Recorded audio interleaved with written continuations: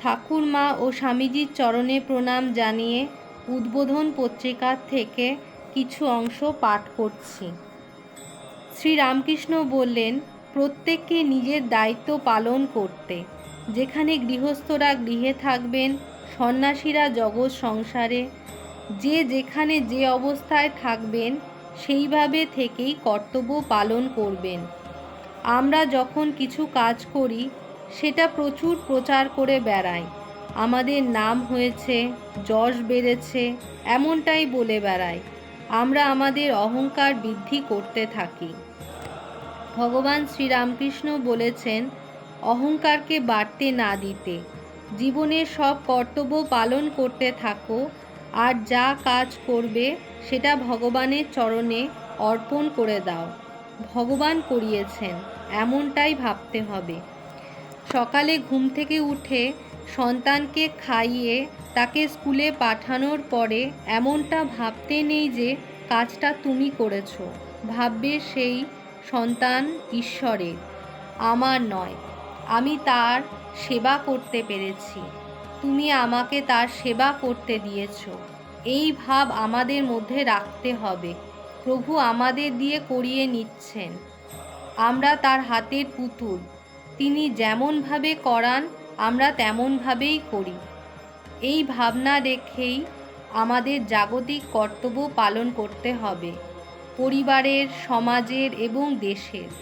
কিন্তু যখনই কর্তব্য পালনের সময় আসবে তখনই অনাসক্ত হয়ে থাকতে হবে, আসক্তি যেন না আসে। অনাসক্ত হয়ে কাজ করলে অহংকার আসবে না। যেখানেই অহংকার নাই সেখানেই ঈশ্বরের বাস।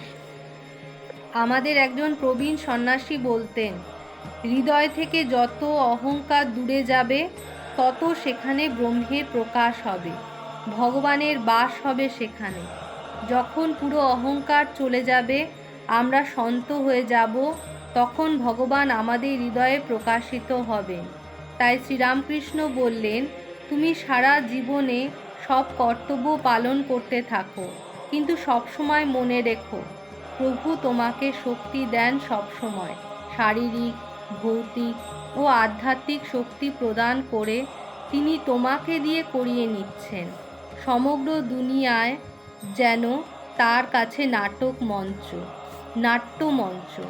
তিনি আমাদের অভিনয়ের জন্য কিছু কিছু চরিত্র দিয়েছেন, তিনি অভিনয়ের পরিচালনা করছেন।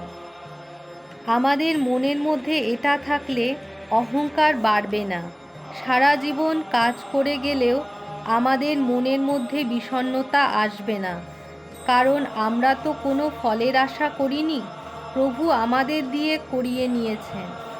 তাই এক্ষেত্রে প্রভুর নাম হয়েছে, যশ বৃদ্ধি হয়েছে। আমি নই, তুমি।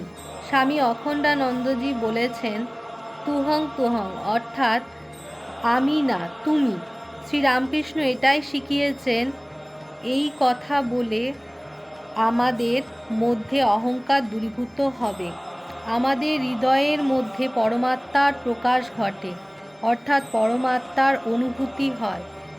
এইগুলো লৌকিক জীবনের জন্য। আধ্যাত্মিক জীবনের জন্য আমাদের জপ, ধ্যান, সৎসঙ্গ করে যেতে হবে। দুটোকেই সমান গুরুত্ব দিতে হবে। এভাবেই শ্রীরামকৃষ্ণ দেবের প্রদর্শিত পথে আমরা চলতে থাকব।